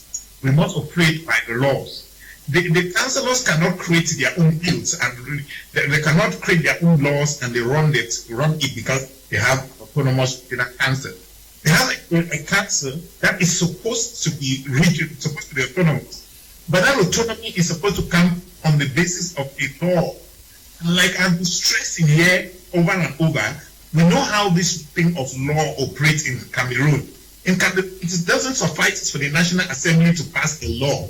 When the National Assembly passes a law, that law must be accompanied by what we call the text of application that is always signed by the President of the Republic. It is based on text of application that the President signed that the councillors or the regional councillors are going to know where to function or how to function. On the same vein, they need to know where their limit begins, where their limit ends, based on the text of application that has to be signed by the President of the Republic and given to them. Now, I don't know whether this text of application has been signed so far, but when we go by the complaints that the regional councillors it is clear they don't yet have the text of application. They don't have what to work on. They don't have what to use to be able to work, to do their work the way it is expected of them by the law. And so therefore, we cannot just say that power is taken. I hope you don't want one of those countries to end up in because by the time you start seeing that they falls into their hands, they'll be entering into it, they'll be falling into a trap that they will not be able to come up. When you raise money, how are they supposed to raise money? Are they supposed to go out there on the street asking people to donate money? They are supposed to respond by taxes. Money are supposed to come in through taxes that has to be generated at the level of their local councils or their regional councils or council areas. That is where they have to raise this money. Do they on their own and start asking people to pay taxes directly to them? They have to. How is the taxes that is paid at the treasury? How is the taxes that is paid at the treasury? How do they manage the taxes for it to now come? The share that has to come to them goes to them. Okay. That is what Mr. Ndifor, we are out of time. We unfortunately have to end here. Prof. Mr. Ndifor, the idea of taking power is not necessarily by being forceful. I'm simply saying that our people need to become strategic. Saying that does not actually give them the right to get up and then say, okay, I'm going to use arms to go and take power. No, you don't do that. It will not happen in Cameroon. But as I will say, I'm just talking, but I want to be sincere. The whole idea of regional councils and whatsoever will not work because it is a sham. It cannot be effective. Okay. It will never be effective. Okay. So there is need for federation in Cameroon. Simple. No, yeah. What if there is a will? Because effectively powers could be transferred from Yaoundé to the regions. Isn't it an issue of the political will to get it done? Unfortunately, there has never been that will, even from the onset. Remember how this thing is the tale of the decentralization, which is fake. And it came because people of a particular region got so disgruntled. And even what made those people to become so disgruntled has not been solved. And the people are in prisons right today, Mr. Leo. Now, if peace is not back to these two regions, let me concentrate there. First of all, they don't have the will to bring back peace, so they cannot have the will to bring any. They want to reconstruct. It's a sham. It's a sham. Yeah, no. It's a comedy. Yeah, the government wants to reconstruct, and there's no way you would say that they don't want to bring peace because you cannot reconstruct. They have always wanted to reconstruct since 1983, Mr. Leo, until today. They are on the road to reconstruction. Okay. Maybe they will soon arrive. Alex Nguepi. D'ici, qu'est-ce qu'il faut faire? Est-ce que ces conseillers régionaux doivent aussi s'imposer, parce que peut-être attendre, ça ne viendra plus jamais. Ils n'ont rien à s'imposer parce qu'ils ont accepté un système centralisé fort qui vient de Yaoundé. Donc, ils vont être comparables aux maires d'arrondissement, aux maires centraux ou qui n'ont pas un pouvoir véritable. Donc, et dès quand vous voyez ce conseil-là, devant les exécutifs, il n'y a aucune femme conseillère, il y a le bureau exécutif, il n'y a pas ça, il n'y a pas de jeunes, il n'y a pas la représentativité, il n'y a pas les handicapés, la proposition sociologique n'est pas respectée. Donc ces conseillers régionaux, sincèrement, ils sont là juste pour avoir leur 1 million de francs CFA dans la poche et gagner les marchés, c'est tout. Ils ne servent absolument à rien aux Camerounais. Okay, I think that we should give them a chance, an opportunity to prove themselves. Good evening. Once again, Mr. Liu, nothing good would ever come from the nation. The good thing they can do to Cameroonians is to resign. Papa Oyoyo, still writing from Douala. Good evening. Mr. Liu and panel, if you think the regional house will have powers in the regions, then you should be thinking of a peak development wings. Wisdom is writing from Yaoundé. Good evening to you. Wisdom. That's too hard. Wisdom. Good evening to you all. I am sorry to say this. Nothing good can ever come from A fool at 40 is a fool for life, and the system in place is already 39 years old. Thank you. Dennis is writing from Kribi. Greetings to you, Mr. Kum, and kudos for the great job. Without hesitating, it's a fact that the private sector is a perfect case study of gross modern slavery, since the government is a perfect partner in crime. It's a pathetic situation because this misery is so common in schools, clinics, construction sites, media houses, commercial centers. Benny is writing from Bonaberry. Good evening, Mr. Leo and crew. This is a problem that needs attention. I don't know what the Minister of Labour and Social Security is doing, because he is in charge of workers and their well-being. Clifford is writing from Bamboo. Hello, good evening. I'm Koyila Ernest from Bamenda. I'm interested in the job in Bamenda. Private sector is really a modern form of slavery, because the proprietors exploit teachers, making them to work on low wage rates, all the cents that they are paying taxes. But the government subsidies and the private sector. But Victorine, I'm Victorine writing from Bamenda. Your message not too clear. Victorine, we want to say thank you. Yeah. Never gets to the school teachers. Okay. And Ndifor Richard, we are glad to have had you on this edition of the program. Thank you for participating. Thank you so much, Leonard. Leonard, I hope you remember our discussion about the other topic. Yes, next week, definitely. Thank you to Prof. for coming. It's always my pleasure, Mr. Leo, and being here is an opportunity, and I believe that those of you who are listening to us, you got to get something. Okay. Thank you for coming. Mr. Leo, thank you very much. We think others have picked up arms to make their voices heard, and you have given us the microphone to make our voices heard. Thank you very much. Merci aussi d'être passé par ici. Oui, merci aux camarades que nous suivons. Juste leur rappeler que les conseils régionaux sont des comédiens. Ils servent à rien. Ok, c'est Alex Nguepi qui le dit, mais nous prenons exception de cela. We take exception to describing parents, doctors, technicians as comedians. No, they are respectable. They are respectable Cameroonians. So we we take exception to that. We want to thank you all who took time off to watch the program this evening, and to the production team. Stay blessed. Bye bye.